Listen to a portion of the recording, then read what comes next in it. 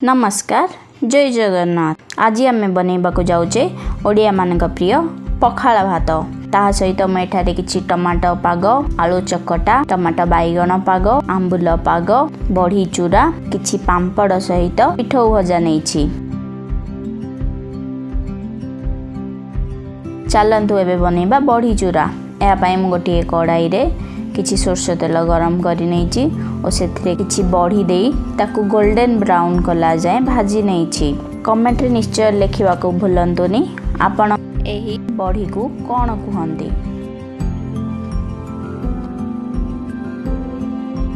एहा सहित मु किछि सुखिला लंका और किछि चिन्ना बादाम भी भाजी नैछि। वर्तमान गोटे कुटुण रे मु किछि रसुण और सुखिला लंका, किछि लूण, चिना बादाम दे यहाको भल भावे कुटी नैछि।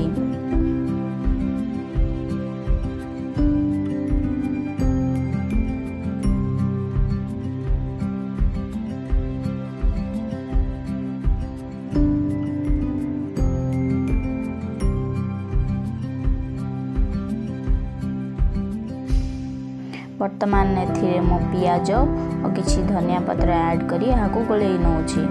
प्रस्तुत हो गला आपणक बड़ी चूरा। टमाटो बैगण पाग बनइबा पई किछि टमाटो और बैगण को भल भावे पोड़ी नबा। आपण चाहिले एहाको अल्प तेल दे सालो फ्राई मध्ये करि पारंती।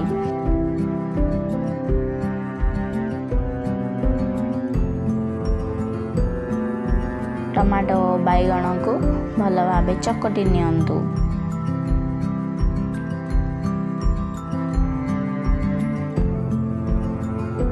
वर्तमान से पियाज, धनिया पत्र, किछि लूण, सुखिला लंका दे यहाको चकटी नियंतु।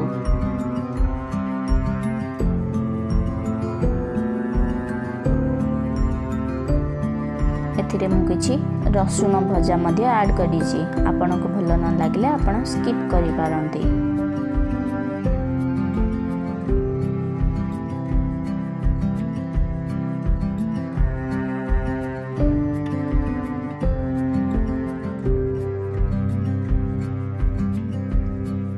पखाल भात प्रस्तुत करने आपण चाहिए रातिर रखिथिबा बासी भात भी नहीं पारंती किंबा मो भली एठी सज भात मध्य नहीं सेतिरे पखाल बनै पारंती। पखाल भात बनैबा पई आपण को सेतिरे किछि पानी, लूण, पियाज, धनिया पत्र, दही और लेंबू यहा दे आपण पखाल भात बनै पारिबे। आपण चाहिए मध्य एठी किछि जीरा, सुखिला लंका, भृषंग पत्रर फुटण मध्य ऐड करि पारंती। एठी प्रस्तुत होई गला हमर पखाल थाली। एहा आपन को किभली लागला निश्चय कमेंट रे जणैबे। पखाल भात सहित आपन को आउ कोन कोन खाइबा को भल लागे एहा मध्य मते कमेंट रे जणांतु। धन्यवाद।